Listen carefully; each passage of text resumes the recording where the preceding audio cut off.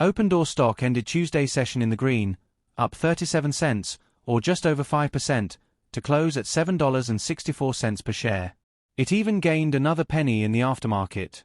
That may not sound like much, but in a week like this, it matters.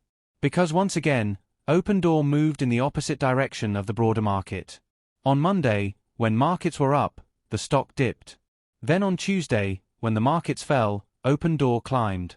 That kind of divergence usually tells you one thing: the weak hands are gone, and quiet accumulation is taking place underneath the surface. It means that the investors left are the ones who actually believe in what this company is doing, not just the ones chasing momentum. And there may have been a subtle tailwind that helped, comments from Federal Reserve Chair Jerome Powell that leaned more dovish than expected.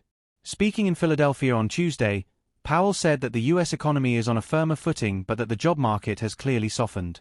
He pointed out the slowdown in hiring, the rise in part-time work, and the easing in wage growth, all signs that the Fed's tightening cycle is doing its job. For rate-sensitive sectors like housing and real estate technology, that's a green light. Because the Fed doesn't have to actually cut rates for mortgage rates to come down, it just needs to signal that the next move could be down. And Powell did exactly that. Yields ticked lower after his remarks, with the 10-year Treasury falling, and you could see that shift ripple across the housing ecosystem almost immediately. Home builder stocks perked up, mortgage lenders firmed, and Opendoor, which sits right at the intersection of real estate and tech, got a lift. But what's interesting about Tuesday's move is that it wasn't loud. There wasn't a flood of retail chatter on X. No major news headline. No meme-style surge.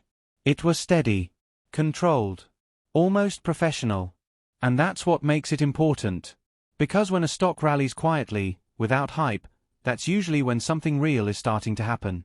The broader picture for Opendoor hasn't changed. It remains in its multi-week consolidation between $7 and $9 per share. But the difference now is that sentiment seems to be stabilizing. Over the last month, the company has weathered a barrage of negative press, from the Wall Street Journal's meme stock piece to skepticism from barons, and yet the stock has held its structure. Every dip towards $7 has found buyers. Every wave of pessimism has been met with quiet accumulation. And now, with Powell's comments helping to ease macro pressure, the setup for a rebound into late October is beginning to form. What makes the current moment so interesting is that Opendoor's fundamentals have actually been improving behind the scenes while sentiment was weak. CEO Nejatian and Chairman Keith Rabois have spent the last few months reshaping the company into a leaner, more efficient organization. They've implemented AI-driven systems to reduce costs, even using internal AI tools to eliminate redundant software subscriptions across departments, saving millions of dollars per year. That's the kind of operational discipline that doesn't grab headlines right away, but over time it compounds. It's the foundation of profitability. At the same time, Opendoor has been cleaning up its legacy governance issues. The derivative action lawsuit, which dated back to the SPAC era, has now received preliminary court approval for settlement. That means one more overhang is gone. One more distraction off the table. One more reason for institutions to take a fresh look at the company. Because while the headlines might still lag behind, the fundamentals are catching up. And it's not just retail investors who've noticed. Several institutional players, including Weiss Asset Management and Qube Research, have disclosed new or increased positions in Opendoor. That might not sound flashy, but it's exactly how bottoms form, quietly, slowly, one fund at a time. And those filings tend to show up weeks after the buying actually begins. Which means the quiet strength we've seen in recent sessions could very well be the tail end of that accumulation phase. There's also a psychological shift happening among retail investors. Many of the impatient traders have moved on, chasing faster stories. The remaining holders are mostly those who believe in the company's vision, or those who understand how cyclical markets can be. The kind of investors who remember that Carvana, Palantir, and even Tesla all went through long sideways periods before their next big runs. When you combine that with the macro tailwind of a softening Fed and the micro story of stronger governance, you start to see the bigger picture taking shape. Powell's comments on Tuesday effectively put a floor under housing sentiment. He didn't say the magic words, rate cuts are coming, but he didn't have to. The implication was there.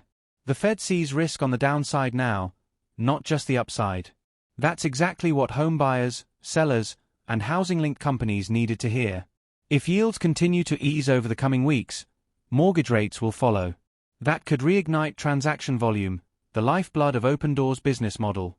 Even a modest increase in housing activity has an outsized impact on a company like this because of the operational leverage built into the model. When volume expands, fixed costs get spread across more transactions, margins widen, and the path to positive EBITDA gets shorter. That's why sentiment around rates matters so much. And it's why Tuesday's move, quiet, subtle, steady, might end up meaning more than any headline could. Because it shows that Opendoor no longer needs perfect conditions to trade higher. It just needs stability.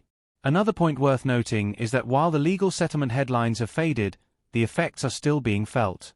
Institutional investors pay close attention to these corporate housekeeping developments because they directly affect risk assessment. The fact that Opendoor's board proactively agreed to governance reforms, transparency requirements, and oversight improvements sends a message. This is no longer a company stuck in its SPAC adolescence. It's maturing. That perception shift is slow, but once it sticks, it doesn't go away easily. Looking ahead, the next big milestone is earnings on November 6th. It will be the first full quarter under Nejatian's leadership, and investors will be looking closely for signs of cost discipline, transaction volume, and progress toward profitability. Between now and then, the key catalysts will be the Fed's next meeting, the September housing data, and the ongoing trend in yields. If those all continue to line up, it could create the perfect storm for a late October rally. For now, the focus should be on how the stock behaves around key technical levels. 750 has emerged as a short-term pivot. Holding above that range through midweek would be constructive. A breakout above $8 would confirm the start of a new short-term uptrend. From there, the next resistance zone sits around $8.75 to $9, a level that hasn't been touched since early September. A move through that range would likely trigger short covering and algorithmic buying, setting up a potential test of $10 in November if the broader market cooperates. But even without that immediate breakout, the broader trend remains encouraging. The stock has stabilized after a multi-week slide, regained momentum despite market weakness, and continues to show signs of accumulation. That's the early groundwork for a recovery. The other reason for optimism is thematic. The market loves comeback stories, especially ones tied to efficiency, AI, and real-world utility. And Opendoor now fits squarely in that category. It's no longer just a real estate marketplace. It's becoming an AI-driven property operations platform, using automation and data to make one of the most complex human transactions seamless. That's a narrative that will resonate as investors rotate back into tech in the months ahead. In that sense, Powell's comments on Tuesday may have been perfectly timed. They provided the macro relief Opendoor needed while the company continues to handle the micro side of the equation. So as we head into Wednesday's pre-market, the tone is quietly bullish. No fireworks. No hype. Just steady progress. The stock's small aftermarket gain shows that the buying didn't stop when the bell rang. And that's often how reversals start, not with explosions, but with persistence. If we see another session of relative strength on Wednesday, particularly if the broader market struggles again, that divergence will become impossible to ignore. At that point, analysts may start to revisit their models, and the story could start to shift from unloved to undervalued. That's how sentiment turns, slowly at first, then all at once. For long-term holders, the key now is patience. The story is still unfolding, but all the right ingredients are there: operational improvement, leadership discipline, cleaned-up governance, and macro tailwinds forming in the background. The narrative is moving from survival to stability, and soon, potentially, to growth. The market might not be ready to price that in yet, but when it does, the move could be swift. Because as we've seen time and again, once investors realize a turnaround is real, the price catches up faster than most expect.